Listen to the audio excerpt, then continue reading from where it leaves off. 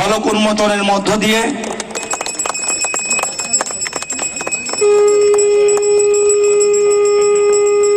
শুভ উদ্বোধন হচ্ছে।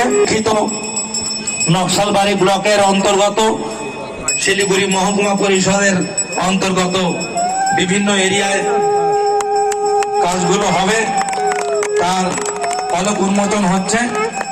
নকশালবাড়ি সৌন্দর্যায়ন এবং নকশালবাড়ি স্টেশন পাড়া থেকে সুদীর্ঘ পথ, যেটা নকশালবাড়ি সারদা বিদ্যা মন্দির পর্যন্ত রিভার্স ব্লক।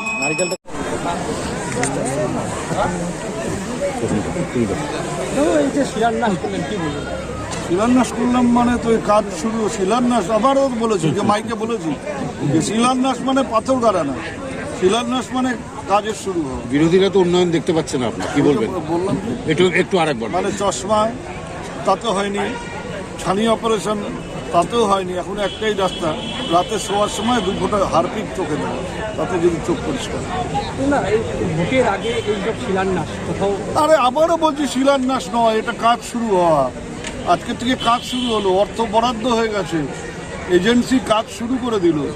এটা শিলান্যাস নয়। শিলান্যাস হচ্ছে প্রতিশ্রুতি দেওয়া, পাথর গেড়ে দিয়ে রেখে চলে গেলাম, সেই পাথর এসে আবার পরের বছর পরিষ্কার করলাম, সেটা নয়। এটা কাজ শুরু হয়ে গেল, কোনো পাথর গাড়াগাড়ি কোনো ব্যাপার নেই। যেমন নকশালবাড়িতে এমন দুটো কাজ আছে উত্তরবঙ্গ উন্নয়ন দপ্তরের আপনার আগে, একটা জলপ্রকল্প, সেটাও কোটি টাকা দিয়ে, সেটাও থমকে রয়েছে, এবং 3টি পিলার হয়ে জমিদার গলিতে ব্রিজ তৈরি হয়নি।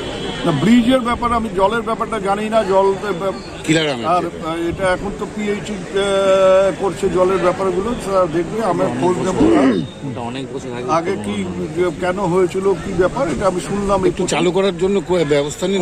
আমি শুনলাম, আমি এবার দেখবো, মানুষের অসুবিধা, আগামীকাল অফিসে গিয়ে দেখবো এটা। আর কি বলছিলেন?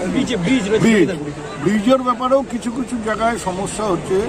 আমরা ব্রিজটা করবার চেষ্টা করেছি, কিন্তু প্রথম দিকে আমাদের হয়তো খেয়াল ছিল না যে ওই যে অ্যাপ্রোচ রোডটা, তার জন্য যে জমি লাগবে, সেই জমি অধিগ্রহণের ক্ষেত্রে কিছু কিছু সমস্যা আছে। আমরা এখন ঠিক করেছি যে আগে জমি অ্যাপ্রোচ রোড যদি লাগে, তাহলে তার জন্য জমি অধিগ্রহণ করেই ব্রিজে হাত দেবো। এবং ওই ব্রিজটার ব্যাপারটা আমি খবর নেবো যে কেন আটকে আছে। যদি অন্য সামান্য কিছু টাকা খরচ করে জমি পাওয়া যায় এবং তার জন্য যদি আটকে থাকে অ্যাপ্রোচ রোডের জন্য, তাহলে সেটাকে সমাধান করবার চেষ্টা করবো। আর অন্য কোনো কারণে যদি হয়ে থাকে, এজেন্সি যদি কাজ বন্ধ করে দিয়ে থাকে, তাহলে সেগুলো দেখবো।